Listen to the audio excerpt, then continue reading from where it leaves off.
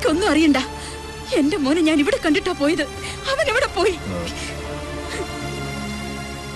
അവനില്ലാതെ ഒരു നിമിഷം പോലും എനിക്ക് ജീവിക്കാൻ പറ്റില്ല. അമ്മച്ചിയുടെ സെന്റിമെന്റ്സ് കലക്കുന്നുണ്ടല്ലോടാ.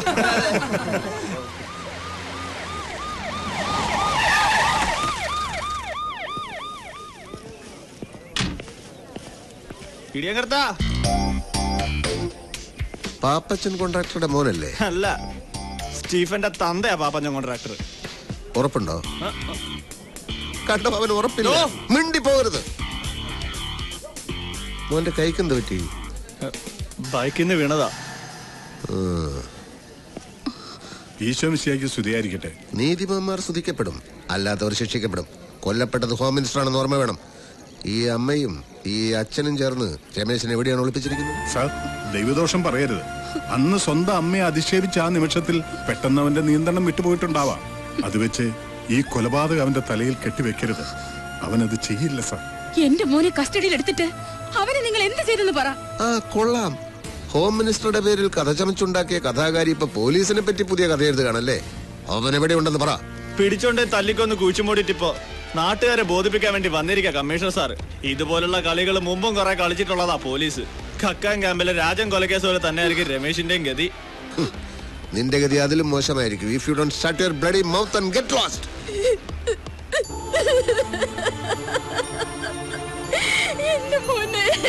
നന്ദിനി, എന്താ ഇത്? നിങ്ങൾ നോക്കിക്കോ, എന്റെ മോൻ എന്തെങ്കിലും പറ്റിയെന്നറിഞ്ഞ പിന്നെ ജീവിച്ചിരിക്കില്ല ഞാൻ. നന്ദിനി, അവിവേകമൊന്നും കാണിക്കരുത്. ആന്റി,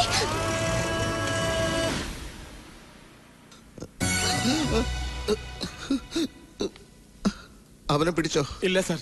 അതെങ്ങനെ? ബോധം കെട്ടുവിടാൻ സാറിനെ ഹോസ്പിറ്റലിൽ എത്തിക്കോ അതോ അവനെ പിടിക്കാൻ പോവോ? പിന്നെ താൻ തന്നെ പ്രതിയെ പിടിച്ചു എന്ന് പറഞ്ഞ എല്ലാ പത്രത്തിലും വിളിച്ചു പറഞ്ഞു എന്തിന്?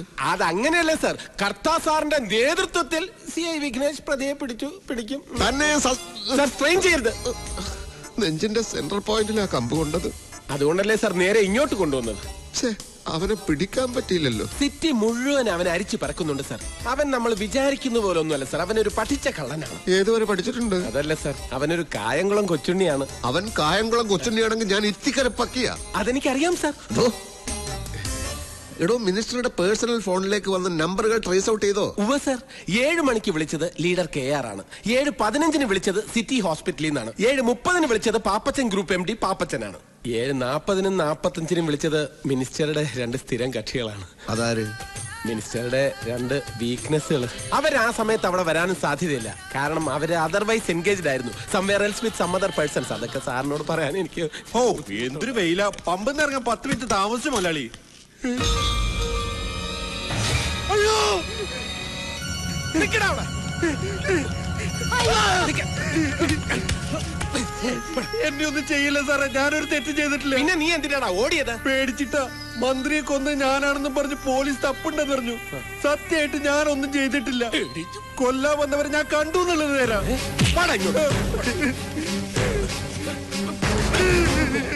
പുതിയൊരു തെളിവ് കിട്ടിയിട്ടുണ്ട് സാർ. മിനിസ്റ്റർ കൊന്നയാളെ ഇവൻ കണ്ടു. എന്താ നിന്റെ പേര്? അറുമുഖൻ. ഓ, മിനിസ്റ്ററുടെ കുക്കായിരുന്നു അറുമുഖൻ. നീ എന്തിനാ ഇവിടെ വന്നത്? ജോലി ചെയ്യുന്ന പമ്പിലെ മുതലാളി പനിയായിട്ട് കിടക്കുന്നുണ്ട്. തൊട്ടടുത്ത മുറി മാറി കയറിയതാ.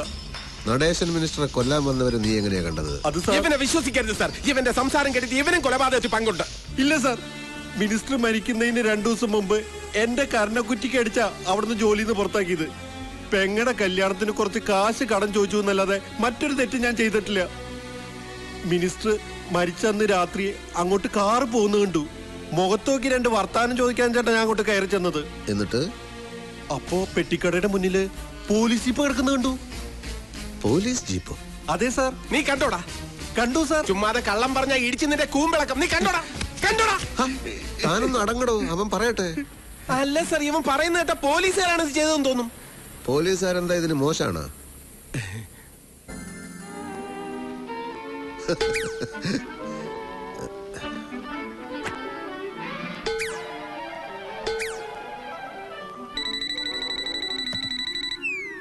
യെസ്, ഞാൻ ദിനേശനാണ്.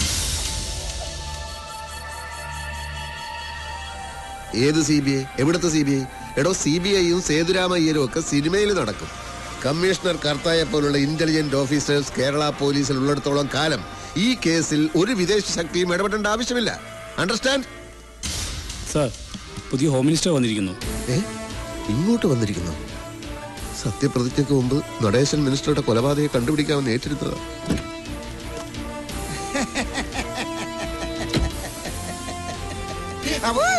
സുഖം തന്നെ അല്ലേടോ സാർ? ഒരു മുന്നറിയിപ്പില്ലാതെ പെട്ടെന്ന് ഇങ്ങോട്ട്. മിനിസ്റ്റർ തങ്കപ്പൻ അങ്ങനെയാണ്, സുനാമി പോലെ വരും പോകും.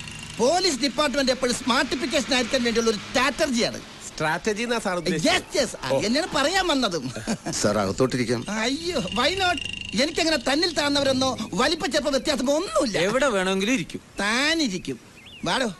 പറഞ്ഞിരുന്നെങ്കിൽ ഞാൻ അങ്ങോട്ട് വരുമായിരുന്നു sir. It is okay. By the by, case അന്വേഷണത്തിനിടയിൽ നിങ്ങൾ തല്ലുകൊണ്ട് ദുരിതാശ്വാസ ക്യാമ്പിലായിരുന്നെന്ന് കേട്ടല്ലോ. അല്ല, ഞാൻ ഹോസ്പിറ്റലായിരുന്നു സാർ. യെസ്, അത് തന്നെ ഞാൻ ഉദ്ദേശിച്ചത്. ഈ പാർട്ടി ഹൈക്കമാൻഡിന്റെയും കൂട്ടുകക്ഷികളുടെയും നിർബന്ധം സഹിക്കാനാവാതെ വന്നപ്പോ ഞാൻ മന്ത്രി ആയെങ്കിലും നിങ്ങളെപ്പോലുള്ള പോലീസുകാരൊക്കെ എനിക്ക് മറക്കാൻ പറ്റുമോ? ഞാൻ നിങ്ങളെ നേരിട്ട് കണ്ട് അഭിനന്ദിക്കാൻ വന്നാണ്. എന്റെയും എന്റെ പാർട്ടിയുടെയും എല്ലാമായ നടേശൻ സാറിന്റെ ഘാതകനെ കണ്ടുപിടിക്കുന്നതിൽ കമ്മീഷണർ വളരെ ദൂരം മുന്നോട്ട് പോയിരിക്കുന്നു എന്ന് രാവിലെ DGP വിളിച്ചു പറഞ്ഞു. അറിഞ്ഞ ഉടനെ ഹോസ്പിറ്റലിലേക്ക് പുറപ്പെട്ട. അപ്പൊ ഞാനാ പറഞ്ഞ് ഡിസ്ചാർജ് ആയി വീട്ടിലുണ്ടെന്ന്. ആ ഹാപ്പി ന്യൂസ് കേട്ടപ്പം സന്തോഷമായി സർ. സാറിനെ അറിയിക്കേണ്ട, മിനിസ്റ്റർ തന്നെ നേരിട്ട് പറഞ്ഞോളാന്ന് പറഞ്ഞു. മണ്ണെണ്ണ കലർത്തിയ പെട്രോൾ ഒഴിച്ച ഓടി അലർന്ന ഓട്ടോറിക്ഷ നിങ്ങൾ അന്ന് പറഞ്ഞപ്പോ ഞാൻ നിങ്ങളെ പുറ്റിച്ചു. പക്ഷെ ഇപ്പൊ I am understand you are very violent. Intelligent എന്നാ ഉദ്ദേശിച്ചത്. എന്തോ അതന്നെ. അപ്പൊ ഓട്ടോറിക്ഷ കണ്ടെത്തി സർ. ഇന്ന് രാവിലെ ഡ്രൈവറെ കസ്റ്റഡിയിൽ എടുത്തിട്ടുണ്ട്. അയാളെ ക്വസ്റ്റ്യൻ ചെയ്തു സർ. ഓട്ടോയിൽ വന്ന ആളെ തിരിച്ചറിഞ്ഞിട്ടുണ്ട്. ആരാണ് അയാൾ? സാറ് സംശയിച്ച ആള് തന്നെ. ഇനി എത്രയും പെട്ടെന്ന് പ്രതി അറസ്റ്റ് ചെയ്യണം. സർ, ഞാൻ മന്ത്രി കസേരയിൽ കയറിയ ഉടനെ ഈ കേസ് തെളിയിക്കാൻ പറ്റിയാൽ അതെനിക്കൊരു ടാറ്റിഫിക്കേഷനാ. എന്റെ വക ഒരു പ്രൊമോഷൻ കമ്മീഷണർ കർത്താക്കി. സാർ, കർത്താ സാറിന്റെ കൂടെ ഇൻവെസ്റ്റിഗേഷനിൽ ആക്റ്റീവായിട്ട് ഞാനും ഉണ്ടായിരുന്നു. തനിക്ക് ഉണ്ടോ പ്രൊമോഷൻ? എന്നും ഇങ്ങനെ വെറും CI ആയിട്ട് ഇരുന്നാ മതിയാ? ഒരു ASI ഒക്കെ ആവണ്ടേ? വള്ളം ഇറക്കടോ, വണ്ടി ഇറക്കടോ. താൻ ASI ആയാൽ എനിക്കത് വലിയ സാറ്റിഫിക്കേഷൻ ആയിരിക്കും. സർ, എന്നെ വിശ്വസിക്കണം സർ. ഞാൻ പറഞ്ഞതെല്ലാം സത്യമാണ്. ഓക്കെ. അപ്പൊ നന്ദിനി മിനിസ്റ്ററുടെ പേഴ്സണൽ ബംഗ്ലാവിൽ പോയിട്ടില്ല, അദ്ദേഹത്തെ കണ്ടിട്ടില്ല, അദ്ദേഹത്തിന്റെ കൊലപാതകവുമായി യാതൊരു ബന്ധവുമില്ല അല്ലേ? ഇല്ല സർ. വിഘ്നേശ്വർ. സർ, ഭാർഗവ അയാളെങ്ങ് കൊണ്ടുവരും. ഇയാളെ അറിയോ?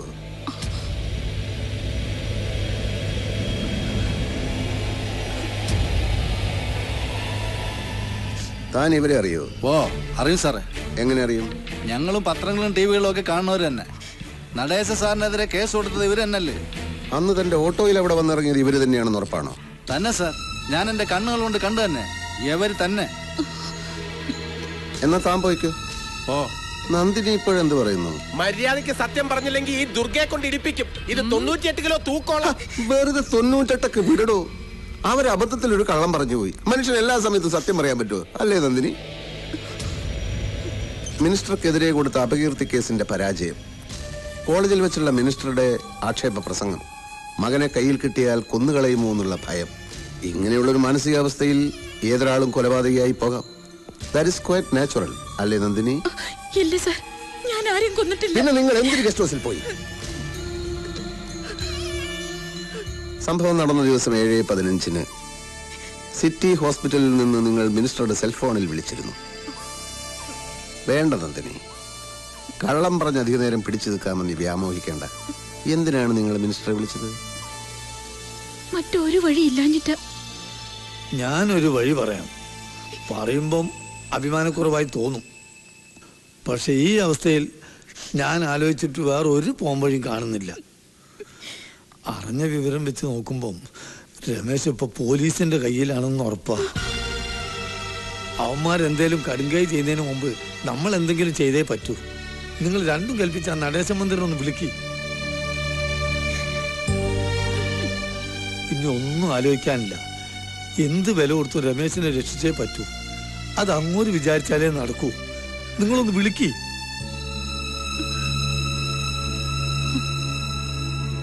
ഞാൻ വിളിച്ചു. എന്റെ മോൻ അയാളുടെ പേഴ്സണൽ കസ്റ്റഡിയിലാണെന്നും ഗസ്റ്റ് ഹൗസിൽ ചെന്ന് മാപ്പ് പറഞ്ഞാൽ കൊല്ലാതെ വിട്ടയക്കാമെന്നും പറഞ്ഞു. അതനുസരിച്ച് നിങ്ങൾ അവിടെ പോയി. അതിനു മുമ്പ് അവിടെ പോയിട്ടുണ്ടോ? ഇല്ല, പക്ഷെ സ്ഥലം അറിയായിരുന്നു. ഗസ്റ്റ് ഹൗസിൽ ചെന്നപ്പോ മുൻവശത്തെ ഗേറ്റ് അടച്ചിരിക്കുകയായിരുന്നു അല്ലേ? ഓട്ടോറിക്ഷക്കാരനാണ് പിൻവശത്തെ ഗേറ്റ് കാണിച്ചു തന്നത്. അതെ. അകത്തെത്തിയപ്പോഴാണ് അത് നിങ്ങളെ കയ്യിൽ കിട്ടാനുള്ള ട്രാപ്പായിരുന്നു എന്ന് നിങ്ങൾക്ക് മനസ്സിലായത്. നന്നായി മദ്യപിച്ചിരുന്ന മിനിസ്റ്റർ നിങ്ങളെ കടന്നു പിടിച്ചു. പിടിവലിക്കിടയിൽ തെറിച്ചു വീണ അയാളെ നിങ്ങൾ വാനിറ്റി ബാഗിൽ എപ്പോഴും കൊണ്ടു നടക്കാറുള്ള കത്തിയെടുത്ത് പുറകിൽ നിന്ന് ആഞ്ഞു കുത്തി. പിന്നെ ആരാ കൊന്നത്? എനിക്കറിയില്ല സർ. ഞാൻ അവിടെ ചെന്നപ്പോ മിനിസ്റ്റർ രക്തത്തിൽ കിടന്ന് പിടയ്ക്കായിരുന്നു. ഇത് ഞാൻ വിശ്വസിക്കണം അല്ലേ? ഈശ്വരനാണ്, ഞാൻ പറഞ്ഞത് സത്യമാണ്. ഗസ്റ്റ് ഹൗസിൽ പോയിട്ടേ ഇല്ലെന്ന് പറഞ്ഞ നന്ദിനി ഇപ്പൊ കുത്തുകൊണ്ട് പിടയ്ക്കുന്നത് കണ്ടു എന്ന് വരെ എത്തി. നിഷേധിക്കാനാവാത്ത അടുത്ത തെളിവുകൾ ഞാൻ നിരത്തുമ്പോ നിങ്ങൾക്ക് സത്യം പറയേണ്ടി വരും. കൊലയിൽ പങ്കുണ്ടെന്ന്. തൽക്കാലം പോയിക്കോളൂ.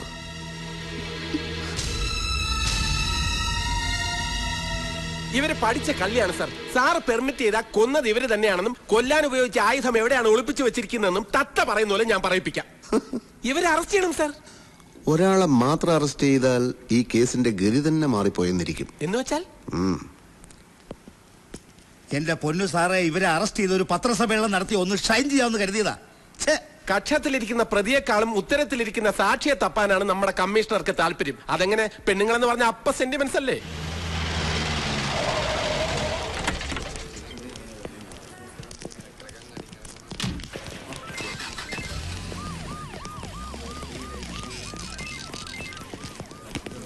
സാറിന് 100 ആയുസാ. അത്രയും വേണോ മിസ്റ്റർ അലക്സ് പോൾ? 100 കൊല്ലം കഴുതിയായിട്ട് ജീവിക്കുന്നതിനേക്കാൾ 6 കൊല്ലം സിംഹമായിട്ട് ജീവിക്കുന്നതാണ് എനിക്കിഷ്ടം. അല്ല സാർ ഇപ്പൊ എത്തുന്നും പറഞ്ഞ ഐജി അത് നാവ് വായിൽ കിട്ടതേ ഉള്ളൂ. അതൊന്ന് പുറത്തേക്ക് എടുപ്പിക്കാൻ പറ്റുമെന്ന് ഞാനൊന്ന് നോക്കട്ടെ. ഇനിയും പ്രശ്നം ഉണ്ടാക്കിയ ഹോം മിനിസ്റ്ററുടെ പാർട്ടിക്കാരാണ് നോക്കേണ്ട ആവശ്യമില്ല. വെച്ച് താങ്ങിയരെ എന്ന് പറഞ്ഞ പൊതുമുതൽ നശിപ്പിക്കുന്നവർ വെറുതെ വിടാൻ പറ്റുമോ? താൻ തന്റെ ഡ്യൂട്ടി ഇടൂ. താൻ രക്ഷപ്പെട്ടിടൂ. നടേശൻ മിനിസ്റ്ററുടെ മർഡർ കേസിൽ നിന്ന് തന്നെ ഒഴിവാക്കി ചാർജ് പുതിയൊരാളെ ഏൽപ്പിക്കാനാ ഉത്തരവ്. സർ, തന്റെ അന്വേഷണം തൃപ്തികരമല്ലെന്നും പ്രതികളുടെ സ്വാധീനത്തിന് വശംവദനായി അന്വേഷണത്തിന്റെ ലൈൻ മാറ്റി യഥാർത്ഥ കുറ്റവാളികളെ രക്ഷിക്കാൻ ശ്രമിക്കുകയാണെന്നാണ് ആക്ഷേപം. ആരുടെ ആക്ഷേപം? ആരൊക്കെയോ DGPയോട് പരാതിപ്പെട്ടിട്ടുണ്ട്. ഈ ആരോപണം ശരിയല്ല sir. I am confident. I am on the right track. അതൊന്നും ഇനി പറഞ്ഞിട്ട് കാര്യമില്ല. ഇതുവരെയുള്ള റിപ്പോർട്ടുകൾ DYSP അലക്സ് പോളിന് കൈമാറാനാണ് ഉത്തരവ്. അലക്സ് പോളിന്? ഞാൻ പറഞ്ഞില്ലേ സാർ, ഇത്രയൊക്കെ ഉള്ളൂ ഡിപ്പാർട്ട്മെന്റിന്റെ കാര്യം. ഇവിടെ ആത്മാർത്ഥതയ്ക്ക് ആട്ടിൻ സൂപ്പിന്റെ വില പോലും ഇല്ല. സാറിന്റെ സ്ഥിതി ഇതാണെങ്കിൽ എന്റെയൊക്കെ ഗതി എന്തായിരിക്കും? റിസൈൻ ചെയ്തിട്ട് വല്ല കപ്പലണ്ടി കച്ചവടം തുടങ്ങിയാലോ എന്ന് ആലോചിക്കുക. കപ്പലണ്ടി കച്ചവടം അത്ര ലാഭമുള്ള ബിസിനസ് അല്ല സാർ. അതല്ല സാർ, സാറിന്റെ കീഴുദ്യോഗസ്ഥനെ സാർ അന്വേഷിച്ചുകൊണ്ടിരുന്ന കേസിന്റെ ചുമതല ഏൽപ്പിക്കുക എന്ന് പറഞ്ഞാൽ? നമ്മുടെ ജോലിയുടെ സ്വഭാവം അനുസരിച്ച് നമ്മൾ അത്ര പെട്ടെന്ന് ഡിസ്പിരിറ്റഡ് ആവാൻ പാടില്ല. ഡിപ്പാർട്ട്മെന്റിനെ ബോധ്യപ്പെടുത്താൻ വേണ്ടിയല്ല ഞാൻ ഈ കേസ് ഏറ്റെടുത്തത്. എന്ത് വന്നാലും ഈ കേസിൽ നിന്ന് ഞാൻ പിന്മാറില്ല. ഒഫീഷ്യലായിട്ടല്ലെങ്കിലും ഇൻവെസ്റ്റിഗേഷൻ തുടരും. തന്റെ സഹായം എനിക്ക് വേണ്ടിവരും.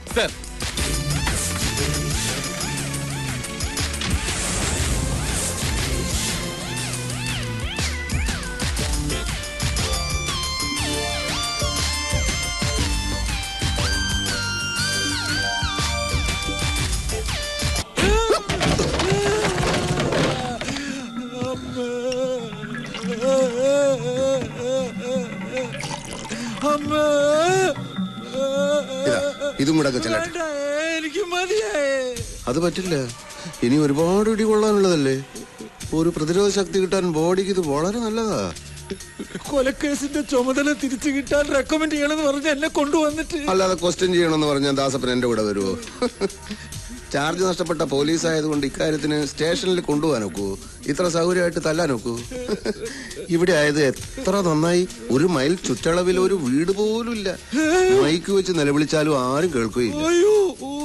ഇത് കുടിയിടൂ. കുടിക്കാൻ ഇനി എല്ലാം പറ.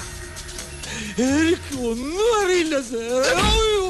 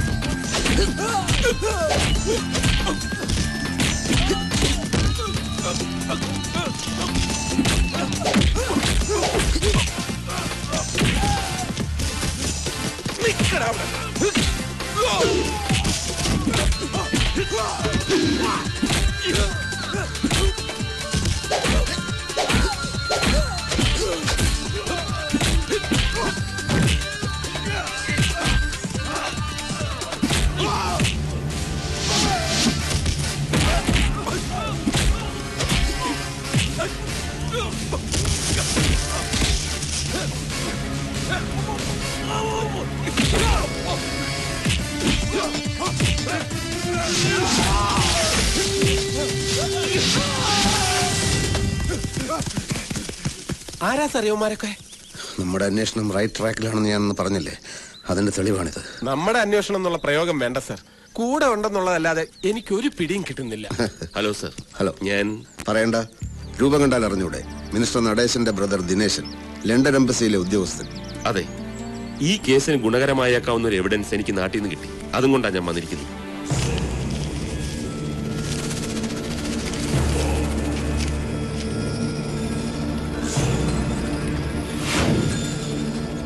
തക്ക സമയത്താണ് മിസ്റ്റർ ദിനേശനെ ഞാൻ കണ്ടത് സാർ.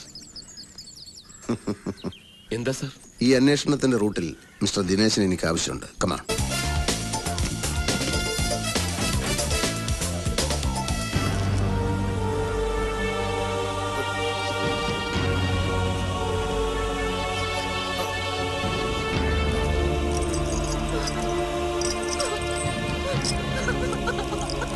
വിലങ്ങ് വെക്കാൻ വരട്ടെ.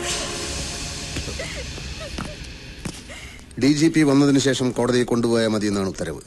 സാർ എന്തോന്ന് ഈ പറയുന്നേ? ഇവിടുത്തെ പ്രശ്നങ്ങളൊന്നും സാധനം അറിഞ്ഞിട്ടാ. അമ്മയും മോനും കൈ കിട്ടിയ കടിച്ചു കയറാൻ നിൽക്കുക പാർട്ടിക്കാര്.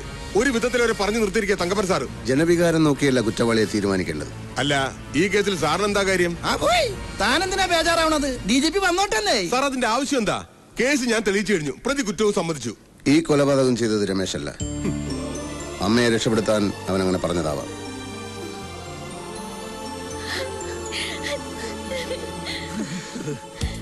പോസ്റ്റ്മോർട്ടം റിപ്പോർട്ട് കിട്ടിയപ്പോൾ തന്നെ സംശയം തോന്നിയിരുന്നു. പെട്ടെന്നുള്ളൊരു വികാരാവേശത്തിൽ നടത്തിയ സ്റ്റാബ് ഇഞ്ചറി ആയിരുന്നില്ല മിനിസ്റ്ററുടെ ബോഡിയിൽ ഉണ്ടായിരുന്നത്. ഒരു ആസൂത്രിത കൊലപാതകത്തിന്റെ കരവിരുത് വളരെ പ്രകടമായിരുന്നു. A professional touch. DGP എത്തിക്കഴിഞ്ഞു സാർ.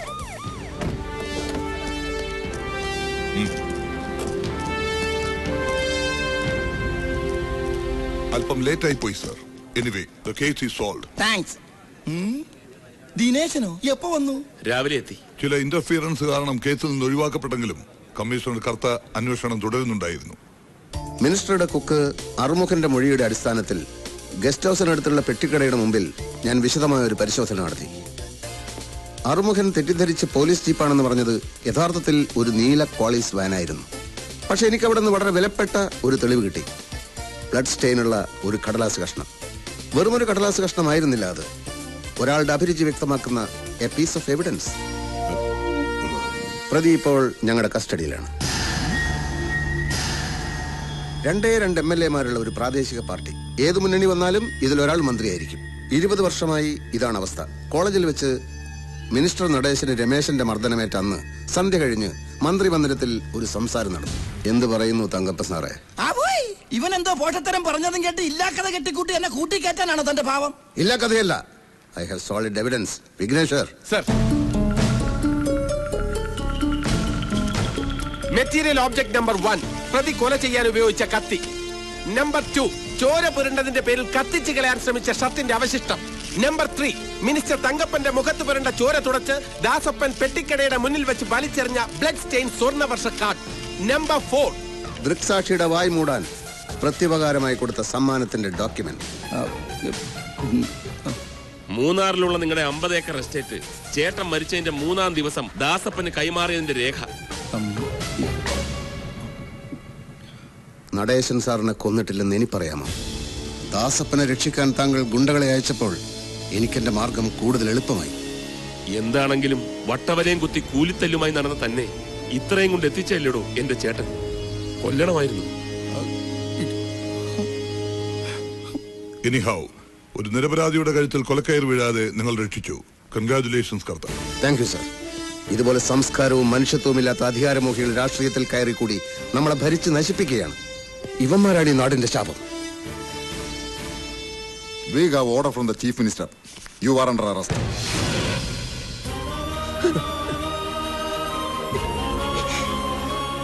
മോനെ,